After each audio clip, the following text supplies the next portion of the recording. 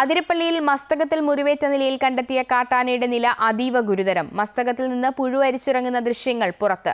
ആനയ്ക്ക് ചികിത്സ നൽകിയിരുന്നെങ്കിലും ഫലം കണ്ടില്ലെന്ന് തെളിയിക്കുന്നതാണ് പുതിയ ദൃശ്യങ്ങൾ.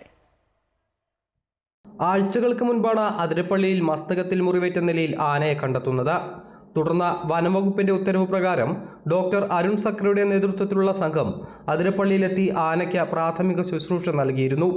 മുറിവിൽ മരുന്ന് വെച്ച് കെട്ടി ആന്റിബയോട്ടിക്കുകൾ നൽകി ആനയെ കാട് കയറ്റുകയായിരുന്നു. എന്നാൽ മുറിവുണങ്ങിയിട്ടില്ലെന്നും പഴുപ്പ് വ്യാപിച്ചിട്ടുണ്ടെന്നും തെളിയിക്കുന്ന ദൃശ്യങ്ങളാണ് ഇപ്പോൾ പുറത്തു വന്നിരിക്കുന്നത്. മസ്തകത്തിലെ മുറിവിൽ നിന്നും പുഴുവരിക്കുന്ന നിലയിലാണ് നിലവിൽ ആനയുള്ളത്.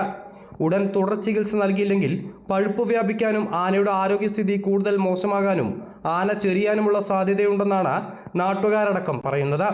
3 ദിവസത്തെ പരിശ്രമത്തിനൊടുവിലാണ് ആഴ്ചകൾക്ക് മുൻപ് ആനയെ കണ്ടെത്താനും ചികിത്സ നൽകാനുമായത്. പ്രാഥമിക ചികിത്സയിൽ ഫലം കണ്ടില്ലെങ്കിൽ തുടർ ചികിത്സ നൽകേണ്ടി വരുമെന്ന് അരുൺ സക്രിയ അടക്കം നേരത്തെ പറഞ്ഞിരുന്നു. അമൃത ന്യൂസ്, തൃശൂർ.